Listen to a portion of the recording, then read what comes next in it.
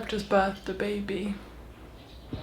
So around mid-March, I had a big academic slump. When I finally submitted my dissertation, I just could not bring myself to do any other work. It felt like in submitting my dissertation that I was somehow done with uni, but I still have a solid month and a half left. Guys, I'm so unmotivated to do anything academic.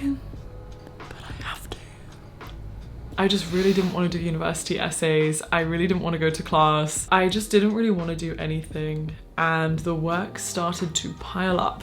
And the more I don't work, the harder it seems to start. I'm like, how am I gonna get all this done?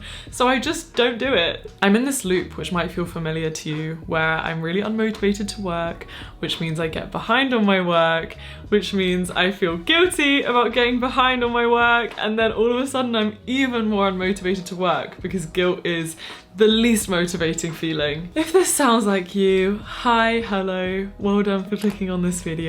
We're gonna get through this together. Being in an academic slump is so hard because you know that you still have work to do. It exists, you've got to do it. Whether you have exam season coming up or like me, you just have work ticking along that you've got to get done. I hope we can figure out a way to motivate ourselves. If you don't want to study, welcome to this video. One of my biggest pieces of advice is to make sure you have good revision resources and the tools that you need. Whether that is knowing how to access your recorded lectures. For me, I have a really clear place where I can go to access all my past classes and catch up. Whether that is you having a Quizlet account and making flashcards to use to revise from. Or if you are doing GCSEs, A-levels or BTEC, I literally cannot recommend Pearson enough. Pearson are the world's leading learning company, casually, and they make incredible revision guides and revision workbooks. And they also have a really affordable subscription service where you can access over 50 ebooks of revision guides. Everything is exam board specific. They're the exam experts, and so the quality of the resources is just so good. I'm currently learning German for fun, and this workbook is such good quality. They even have listening exercises. With their online subscription, they also have past papers available, so you can really get in the know of the mark scheme. And they also do revision cards. They have everything. Check out the link in my description if you're interested in Pearson Revise, and honestly, I wish that this had existed when I was doing my GCSEs and A-levels. Okay, so before we catch up with all of our work, I think it's really important to just take a second to diagnose why we're feeling unmotivated. Like, why are we in a slump? Why don't we want to work? I'm gonna take 5 minutes and just journal about how I'm feeling academically, my worries, stress, all of this stuff, to hopefully get to the bottom of it. You can't solve what you don't understand. Let's do it.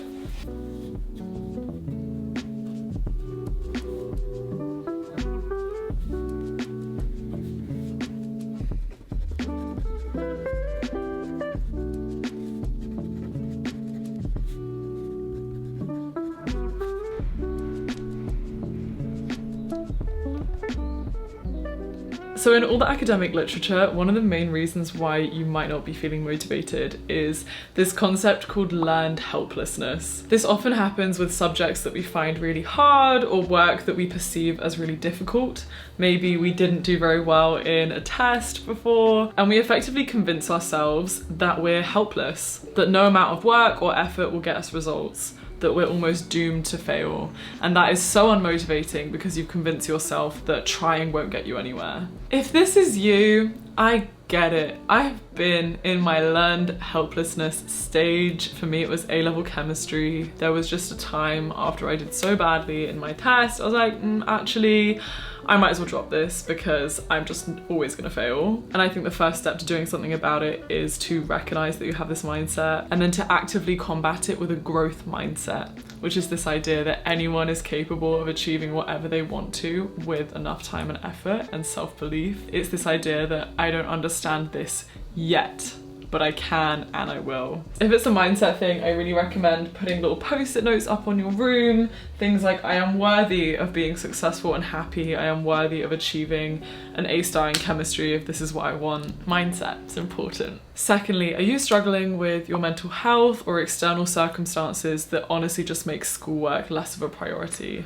Because if this is the case, this is extremely valid. Your life is not just school. We are complex humans. Things happen in life, and if the reason you're behind is because of something like mental health or physical health, health, then I really recommend seeking support. Schools often offer things like extenuating circumstances where you can get help or extended deadlines, and just really be kind to yourself. Don't unnecessarily push yourself if you're going through something tough.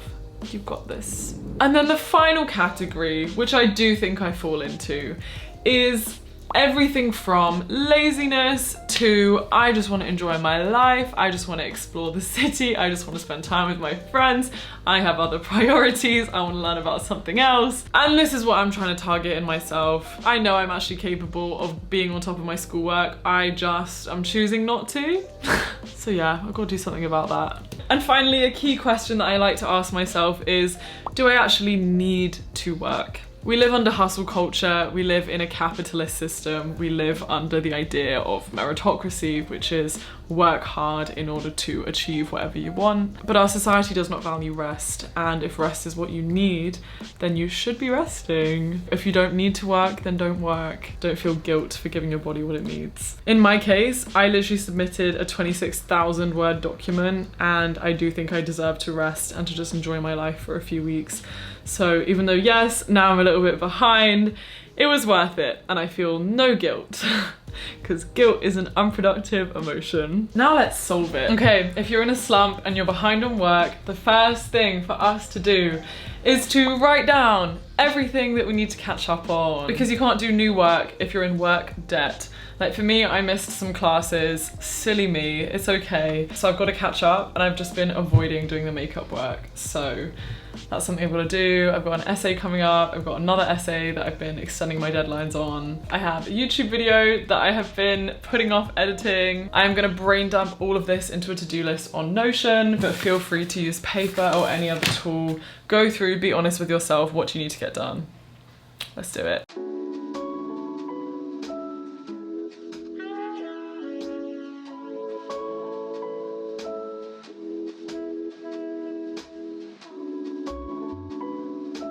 And now I've just got this really overwhelming list of everything I've got to do.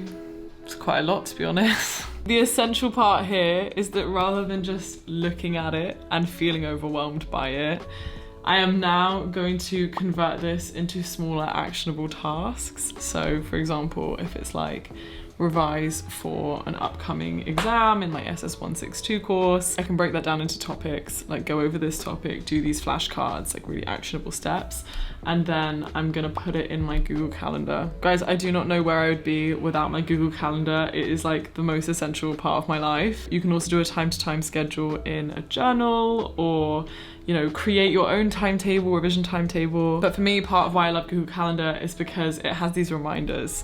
It will pop up 10 minutes in advance and tell you, okay, you should be getting ready to put away your resources and write this essay. So I'm gonna go plan out my next week. Woo, a week of work.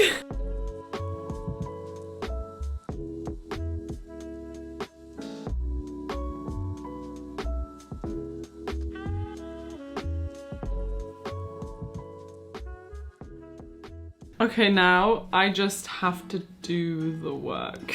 I don't know about you guys, but when I'm in an academic slump, I find a change of scenery helps so much. Like the idea of going to the library or to a specific cafe with a task in mind that I want to complete. It's like, cool, I've literally come here to complete this, so I kind of get myself in the right mindset to get it done, get myself in the zone. I'm gonna go for a run now to clear my head and get in the zone, and then I'm gonna crack on with this work.